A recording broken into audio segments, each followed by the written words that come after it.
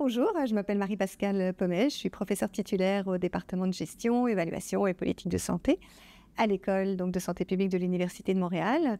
Je suis responsable d'un programme qui s'appelle Keopsy, qui est en lien avec la qualité, la sécurité des soins, le partenariat avec les patients et qui se veut aussi vraiment axé sur la gestion du changement et l'introduction des innovations dans le système de santé. Je fais ça quand même depuis plusieurs années, ce qui m'a amené quand même à développer aussi des cours en gestion de la qualité en partenariat avec des patients, avec comme une grande innovation d'avoir des patients qui interviennent dans le cours et qui co-réalisent avec moi le plan de cours et la manière de mener le cours. Je fais aussi le cours en gestion du changement et introduction des innovations dans le système de santé. Là encore, le cours se fait en lien avec de quelle manière les patients peuvent vraiment introduire des innovations dans le système de santé. Et finalement, je suis responsable des stages dans le cadre de la maîtrise en administration de la santé. Et là encore, j'ai mis aussi une petite innovation où je fais rencontrer aux étudiants des bibliothèques vivantes, c'est-à-dire des patients qui sont là pour raconter leur histoire et voir de quelle manière, quand on est gestionnaire, on peut avoir un impact vraiment sur la vie des personnes quand on prend des décisions. Et d'où l'importance de ne pas les prendre toutes seules, mais de les prendre en concertation avec les personnes directement concernées, c'est-à-dire les patients.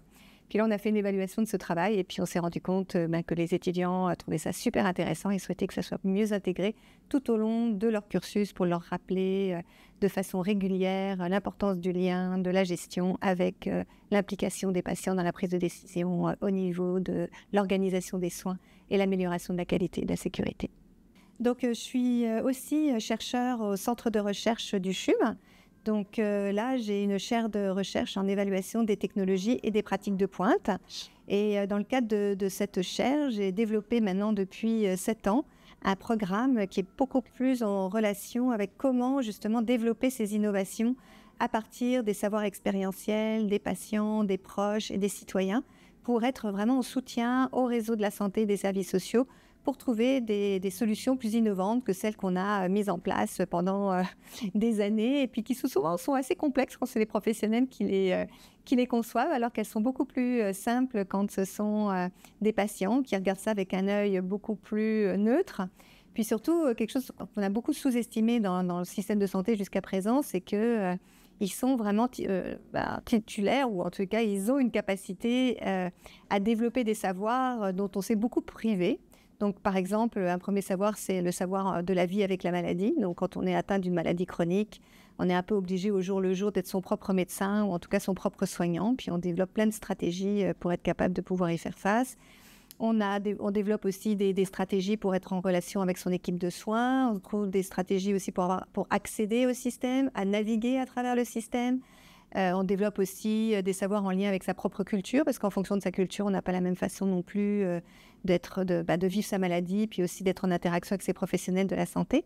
Donc mon idée, c'était vraiment de voir de quelle manière on pouvait mobiliser ces savoirs en complémentarité à ceux des gestionnaires, des professionnels, et faire en sorte qu'on trouve des innovations qui soient différentes. Donc ça, je le fais aussi dans le cadre de mon implication comme co-directrice scientifique du Centre d'excellence sur le partenariat avec les patients et le public, qui a été créé en 2016 et qui se veut aussi un lieu pour développer les meilleures pratiques d'engagement des citoyens, des patients et des proches dans le système de santé.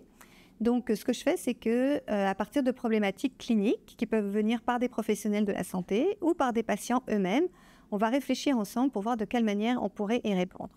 Et c'est comme ça que dans le cadre de la cancérologie, il y a eu une problématique qui est ressortie, comme quoi les patients, finalement, ils étaient quand même assez contents de la qualité des soins qu'ils recevaient. Mais il y avait vraiment quelque chose qui attirait vraiment notre attention, qui était que le soutien émotif n'était pas du tout intégré dans le suivi des patients. Donc les patients se retrouvaient avec vraiment une charge morale très importante, beaucoup de questions par rapport à leur traitement, leur maladie, leurs émotions. Ils avaient l'impression aussi d'être un peu isolés, puis ils avaient l'impression qu'ils étaient un peu tout seuls à vivre ça dans leur coin. Puis finalement, ils n'étaient jamais validés dans ce qu'ils vivaient, puis il n'y avait pas beaucoup d'entraide entre les patients au sein même des équipes cliniques. Donc là, je suis arrivée avec une idée qui était pourquoi ne pas introduire dans les équipes cliniques un nouvel acteur qui serait un patient qui a déjà vécu un épisode de cancer et qui pourrait compléter l'expertise des professionnels de la santé, justement en venant couvrir ce côté émotif qui était peu présent. Puis on s'est rendu compte que finalement, c'était un besoin qui était un peu plus large que émotif. C'était aussi un besoin informationnel. Ils reçoivent énormément d'informations, les patients, mais ils ont du mal à la digérer. Ça fait beaucoup de choses en même temps. Et puis, ils n'osent pas dire, bah, vous savez, je n'ai pas très bien compris ci, je n'ai pas compris ça et autres. C'est quand même pas très agréable d'avoir à dire ça à ses professionnels. Donc, par contre, de pouvoir l'échanger avec quelqu'un qui est passé par là, il n'y a pas du tout de jugement ni rien. Donc, ils sont capables de pouvoir poser des questions un peu plus directes, un peu plus, et puis aussi très personnelles, là, sur, par exemple, la vie de couple, la relation aux enfants, la relation au travail, etc. Parce qu'ils n'osent pas toujours poser des questions parce qu'ils ont l'impression de déranger quand ils posent ce genre de questions. Et puis aussi, au niveau de la navigation, ils ne savent pas toujours comment s'organise le système, qui fait quoi, le rôle des professionnels. C'est beaucoup de noms, beaucoup de gens et tout, mais ils n'ont pas vous êtes qui, vous faites quoi et tout. C'est pas toujours évident de poser ce genre de questions. Mais un patient qui connaît déjà bien l'équipe, qui connaît parfaitement l'établissement, il faut tout expliquer. Donc ça leur permet comme ça d'être dans un environnement qu'ils maîtrisent mieux, parce que comme ça, ils savent un peu qui est qui. Puis aussi, ils peuvent voir aussi l'évolution des traitements, donc pourquoi il y a un tel traitement qui commence, puis l'autre qui vient après, etc. Et puis même dans les décisions même de traitement, donc pourquoi choisir une chimiothérapie versus une radiothérapie, versus une chirurgie, dans quel ordre, etc. Enfin bref, ils peuvent prendre un temps vraiment qui leur est dédié avec une personne qui a beaucoup plus de temps que les professionnels pour discuter avec cette personne et l'aider finalement à articuler ce dont elle a besoin, puis finalement, en fonction de ses valeurs, en fonction de son histoire et autres, elle peut arriver auprès du médecin avec les idées beaucoup plus claires, poser les bonnes questions, puis finalement faire un choix réellement éclairé. Sinon, c'est très, très difficile à faire. Donc, on a débuté avec cette idée-là. Au départ, les professionnels, ils ne voyaient pas tout à fait le besoin de la même façon que les patients, parce qu'on était plus sur des côtés émotifs. Mais là, les professionnels se sont rendus compte, surtout au moment de la Covid-19, que finalement, ils n'avaient pas beaucoup de retour sur ce que vivaient les patients en termes d'expérience. Et grâce à ces patients accompagnateurs qui, eux, voient plein de patients différents, eh bien, ils sont capables d'avoir un peu une idée de la manière dont est vécu un épisode de soins en particulier. Donc là, ils sont amenés non seulement à redonner de l'information au niveau individuel auprès des professionnels si besoin, c'est-à-dire une personne qui a une problématique particulière mais qui a du mal à parler avec son professionnel, ça va passer par un patient accompagnateur. Mais ils peuvent revenir aussi avec vraiment une donnée plus collective. Voilà, en ce moment, l'ensemble des patients trouvent que la manière de préparer à la chirurgie n'est pas vraiment optimale parce qu'il leur manque telle information, etc. Donc, ça a vraiment... Là, ils ont quand même compris, ils se sont dit, ça nous fait un petit filet de sécurité pour s'assurer en tous les cas qu'on donne les soins de la meilleure façon. Ça fait aussi émerger des problématiques sur lesquelles on peut travailler et les améliorer plus facilement parce qu'ils peuvent très vite faire remonter des choses où on pourrait mettre du temps à partir des questionnaires, d'entrevues, etc. Là, c'est vraiment en continu. Et puis, finalement, ça permet aux médecins aussi de changer leur pratique, aux gestionnaires de revoir l'organisation des soins. Puis, on a découvert aussi autre chose qui est vraiment hyper intéressante, c'est que les médecins et les infirmiers ont besoin d'avoir du feedback sur leur pratique dans le cadre de leur formation continue. Et ces personnes-là peuvent aussi en donner. Donc, c'est aussi très, très utile pour eux. Donc, fort de tout ça, on a développé et on a co-construit avec les établissements comment on introduit ces patients. C'est pas évident, c'est un nouvel acteur, il n'a pas de statut, qu'est-ce qu'il a le droit de faire, pas le droit de faire. Il y avait plein de questions en lien avec la responsabilité, beaucoup d'informations quand même médicales, le secret professionnel, etc. Donc, j'ai d'abord travaillé avec Catherine Régis, qui est une professeure ici à l'Université de Montréal, à la Faculté de droit, qui a une chaire de recherche en droit de la santé. Et puis, on a vraiment... regarder tout ce qui existait en termes de jurisprudence en lien avec l'introduction comme ça de patients dans les équipes cliniques. On a créé un cadre juridique pour vraiment donner les balises pour être capable de les introduire dans les équipes cliniques. Et puis, on a aussi, avec Isabelle Ganache, qui est aussi professeure associée dans notre département de gestion et évaluation politique de santé, regarder quels étaient les enjeux éthiques et comment on pouvait y répondre. Donc, tout ça, ça nous a aidé à vraiment structurer un programme avec des balises éthiques, une formation qui permet de revenir sur les limites du rôle d'un patient accompagnateur, sur le fait qu'il devait être formé, qu'il devait être coaché, qu'il y avait tout un travail d'introduction dans l'équipe clinique, que les informations qui leur étaient données, de la manière dont ils devaient les traiter pour qu'elles soient confidentielles. Et puis, quand on a fait tout ce travail-là, on nous a donné accès aux patients, parce que sinon, ce n'était pas évident. C'était normal, c'était tout à fait normal. Donc là, on a commencé à vraiment faire des accompagnements en oncologie à partir de fin 2019-2020. Et là, le projet de recherche a permis de faire du recueil en continu, donc de savoir quels étaient les effets sur les patients, quels étaient les effets auprès des patients accompagnateurs, et puis finalement aussi quels étaient les effets auprès des professionnels. Puis là, ça a été assez exceptionnel parce que, bon, on entend toujours parler là, du Quintuple Aim ou des 5 objectifs qui ont été développés par l'Institut Health Improvement et qui permet vraiment de voir si, quand on fait une intervention, elle répond finalement à 5 grands principes qui sont: est-ce que ça améliore l'expérience des patients? Est-ce que ça améliore leur santé? Est-ce que ça améliore aussi la qualité de vie au travail des professionnels? Est-ce que finalement, en termes d'équité, on est capable de pouvoir vraiment toucher tout le monde et même d'améliorer l'équité? Et finalement, au niveau du coût, est-ce qu'on est capable dans le système de pouvoir l'introduire?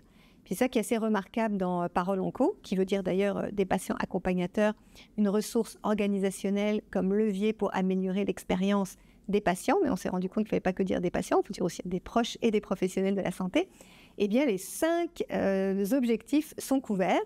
Donc d'abord au niveau donc de l'expérience des patients, c'est sûr qu'ils apprécient beaucoup d'avoir quelqu'un qui les aide à mieux comprendre le système, à mieux comprendre qui sont les professionnels, etc. Au niveau de la santé, ça fait baisser de façon vraiment significative, on a été capable de pouvoir le mesurer, l'anxiété. Ça permet aussi, toujours de manière significative, d'être plus en partenariat avec son professionnel parce qu'on a les idées beaucoup plus claires pour pouvoir discuter avec lui. Donc, ça permet aussi d'améliorer la prise de décision et finalement la qualité de vie. Donc, c'est quand même, on a été capable de le mesurer. Puis ensuite, au niveau bien de l'activité des professionnels, d'avoir un peu ce sang neuf dans les équipes qui leur ramène tout le temps vraiment le vécu des patients, on sort un peu du côté uniquement strict technique de la médecine, mais on revient vraiment aussi à la relation humaine qui est renforcée par la présence des patients accompagnateurs. Donc, ça leur donne encore plus de plaisir finalement à travailler. Et puis au niveau de l'équité, ça c'est une dimension qui est excessivement intéressante parce que beaucoup de gens ont des niveaux de compréhension de la littérature qui est quand même relativement assez faible. On parle de la littératie en santé. Il y a beaucoup de personnes aussi au Québec qui viennent de populations venant de tous les pays. Donc, ils ont aussi des enjeux culturels où ils n'osent pas poser des questions. Ils sont encore plus timides que d'autres pour pouvoir vraiment prendre leur place. Et grâce au fait qu'on a des patients accompagnateurs qui viennent de toutes les origines, à la fois socio-économiques, mais aussi de différents pays, on arrive toujours à trouver vraiment une capacité d'avoir un patient accompagnateur qui va être assez proche de l'histoire de la personne et va donc l'aider à vraiment prendre sa place et venir vraiment dans un phénomène où il va avoir finalement des chances à peu près équivalentes que d'autres personnes qui évidemment sont plus en contrôle. Donc ça, c'était aussi quelque chose qu'on a été capable de pouvoir mettre en évidence. Finalement, au niveau des coûts, on s'est rendu compte que on était capable de pouvoir mieux exploiter le temps médical, puisque quand les patients arrivent, ils sont bien mieux préparés, donc on va directement vers le point, qu'on peut éviter des consultations avec des infirmières, donc on appelle des infirmières pivots en oncologie, ou des infirmières praticiennes, qui aussi, finalement, c'est la ressource très, très, très rare, donc il faut faire attention, on ne peut pas l'utiliser dans n'importe quelle circonstance. Donc beaucoup de questions peuvent être réglées déjà au niveau des patients accompagnateurs. Puis, il faut retenir aussi que pour l'instant, en tous les cas, nos patients accompagnateurs, ils sont sous un mode de bénévolat. On a calculé là, le retour sur investissement là, et en heures qui ont été consacrées au cours des 4 dernières années, il y avait un retour sur investissement de plus de 3 millions qui était réalisé avec des personnes qui sont bénévoles et qui donnent du temps qui n'est finalement pas fait par les professionnels et qui répond à un vrai besoin.